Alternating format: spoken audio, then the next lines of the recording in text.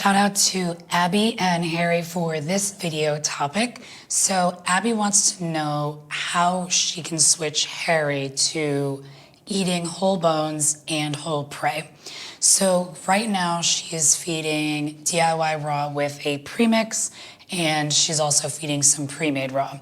So you've already got step one down. Step one that I would recommend to anybody else who has this question: switch your cat to raw first. And we want to do that because we can't expect our cat to know what bones and whole prey is and know that that's food if there's zero fresh food in the diet. So step one, get rid of processed food, switch to freeze-dried raw or pre-made raw so that it's already complete and balanced. You don't have to add anything to it. That makes it easy because you can get used to feeding raw without having to make the food yourself. Step number two is just a disclaimer before we go into this. Feeding bones should only be part of a balanced raw meaty bones diet. So in Abby's situation, for example, you're feeding DIY with a premix, and that one is easy complete. So it is boneless meat and the premix. But you also said that you're feeding pre-made raw.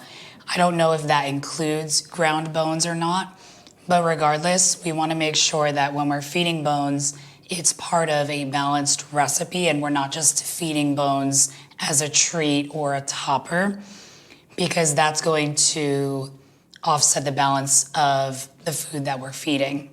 So and also if you are feeding a pre-made ground raw that does include whole bones, and then you add bones on top of that, it could cause constipation because that's just too high of a bone content.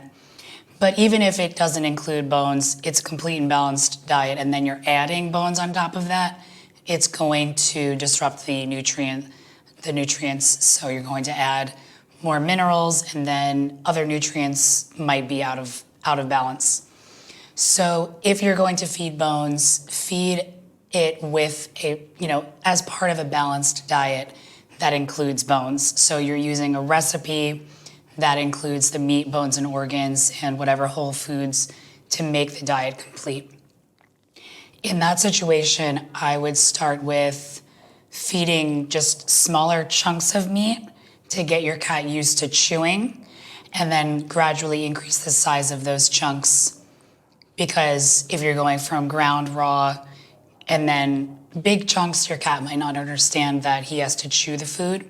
So you would kind of process the food down so that it's like small chunks, but still kind of ground, and then gradually increase the size of those chunks. So it might be easier to use a recipe that has a bone replacement supplement, like eggshell powder or bone meal powder.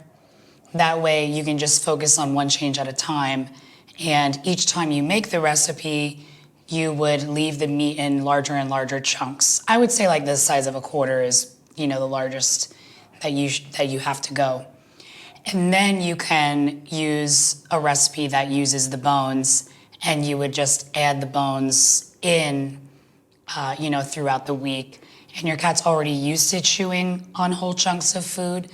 So once you present the bones, I would start with the chicken wing tip because that's the smallest and probably the easiest to chew for the first timers.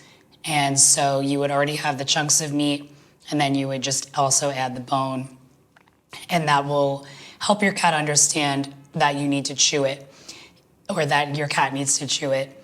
If there's still issues, I would say what I do with Jericho with whole prey as well, since you asked about whole prey, that you could do, pre-made along with whole prey. You could do a recipe along with whole prey. Smear your cat's food on top of the whole prey. This is what I do with Jericho to introduce mice. And if he kind of feels like, don't really want to eat mice, but I still have a bunch of mice and I don't want them to go to waste, this is what I did recently. I just smeared the raw portion of his food on top of the mouse. Actually, first, let me back up.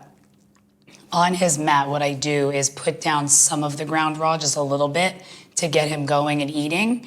Then I'll put the mouse down and then smear the food on top.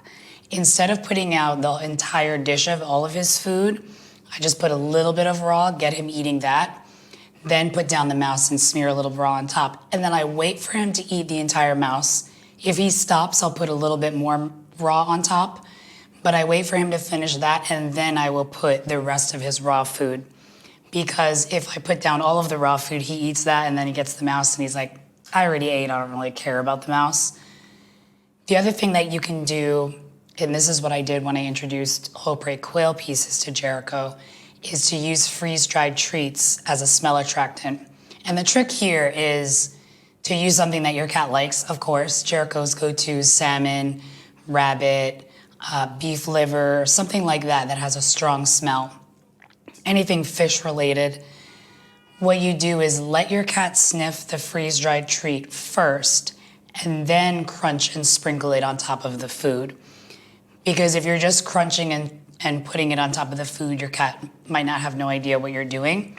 But if you let your cat sniff it first, then your cat knows, and then you show your cat that you're crushing it on top of the food, or whole prey, whatever it is, the bones. You're crushing it on top, and now your cat knows, ooh, that smelly reward, and that nice pungent reward is on top of that. So that gets your cat in the mood to lick and to chew and to get going. If you need help feeding your cat raw, check out my raw feeding blueprint linked below. That includes my step-by-step switch to raw plan, complete and balanced raw recipes for kittens, adults, and seniors. There are recipes that don't include bone, recipes that do include bone, and I will add a whole prey section as well in the new year, plus a meal prep masterclass so you can see step-by-step, and there's so much more in there so you can feed your cat raw easily and confidently. Thanks for watching.